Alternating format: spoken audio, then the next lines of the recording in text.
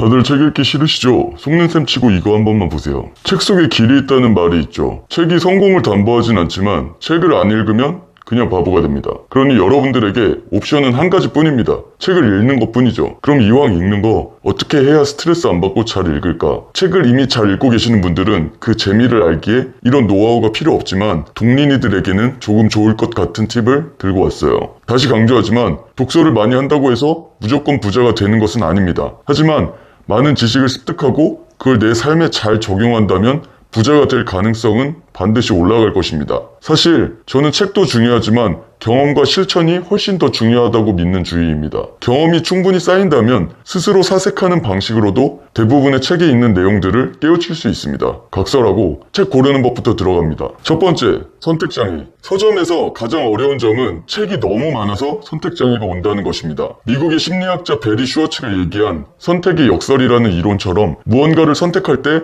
너무 많은 선택권이 주어질 경우 판단력이 흐려져 결정을 내리기가 더 힘들어지는 현상을 말합니다. 우리가 서점에 가면 늘 이 현상을 온몸으로 체험하게 됩니다. 하지만 당신이 신이 아닌 이상 다 읽어보지도 않고 좋은 책을 알 수는 없습니다. 잘못된 선택을 하면 돈을 잃어버리는 게 아닌가 하는 두려움이 생길 수도 있지만 모든 일은 시행착오가 있으며 비용의 낭비 또한 필연적입니다. 그 낭비를 투자로 생각할지 낭비로 생각할지는 여러분들 몫입니다. 결론, 실패하는 과정 속에서 선고안도 생기는 것이니 책 선택을 너무 두려워하지 마세요. 그래도 돈이 아까운 건 아까운 거죠. 똥 같은 책을 피하는 방법을 몇 가지 알려드릴게요. 첫 번째, 저자 소개란 들여다보기입니다. 온라인 쇼핑몰로 10억 만들기란 책을 예로 들어볼게요. 가장 먼저 저자 소개란을 살펴보세요. 저자가 강의나 강사 이력이 화려하고 대학원 이력, 연구원 이력 이런 것들로 가득한 경우는 실전적인 내용이 없어 가치가 떨어질 확률이 높습니다. 더욱이 저자 스스로도 10억을 만들어 본 적이 없는데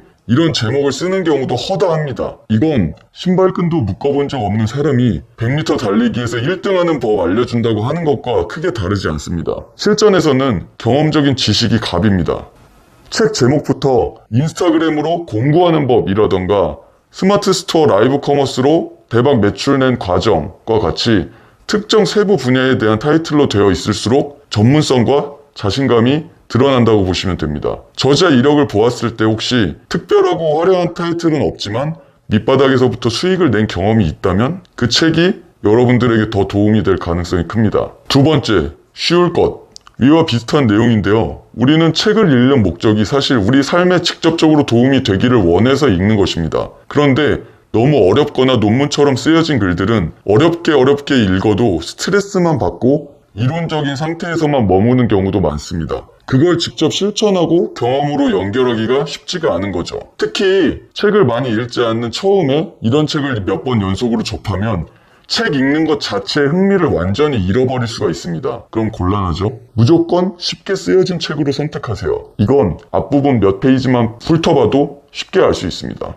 세 번째, 강박을 버릴 것. 책 사면 처음부터 끝까지 정독하고 하나도 안 빼놓고 다 흡수해 버리겠다라는 마인드를 가지신 분들이 생각보다 많아요. 이런 마인드 훌륭하긴 한데 그렇게 읽다가 잠드시는 거 다 압니다. 그냥 부담 없이 편하게 좀 읽으시고 지루한 부분이나 아는 부분은 시원시원하게 패스하세요. 혹시 본전 생각나서 정독하는 거라면 그만큼 미련한 것도 없습니다. 책에서 단 한 줄이라도 배우고 스스로 정말 깊게 새긴다면 책값 이상의 가치는 분명히 한 것입니다. 뽕 뺄 생각하지 마시고 그냥 부담 없이 읽으세요. 네 번째, 짧고 굵게. 책을 읽을 때 잔잔바리로 띄엄띄엄 조금씩 읽는 것도 좋긴 하지만 전문성을 키우기 위해서는 특정 분야의 서적을 단기간에 몰아서 읽는 게 훨씬 유리합니다. 비슷한 지식들이 단기간에 누적되어 쌓인다면 시너지 효과를 내기 때문입니다. 경험상 이렇게 했을 때 기억도 더 오래 남는 것 같아요. 온라인 커머스를 공부하고 싶다고 하면 관련 서적 5권, 10권 정도를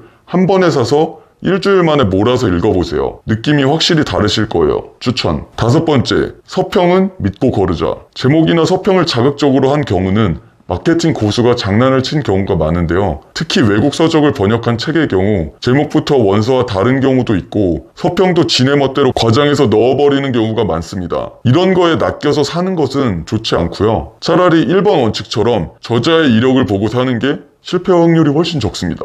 자, 다시 한번 강조합니다. 책을 사는 건 당신이 1년 중 쓰는 돈 중에 가장 효율과 가치가 좋은 소비입니다. 잘 생각해보세요.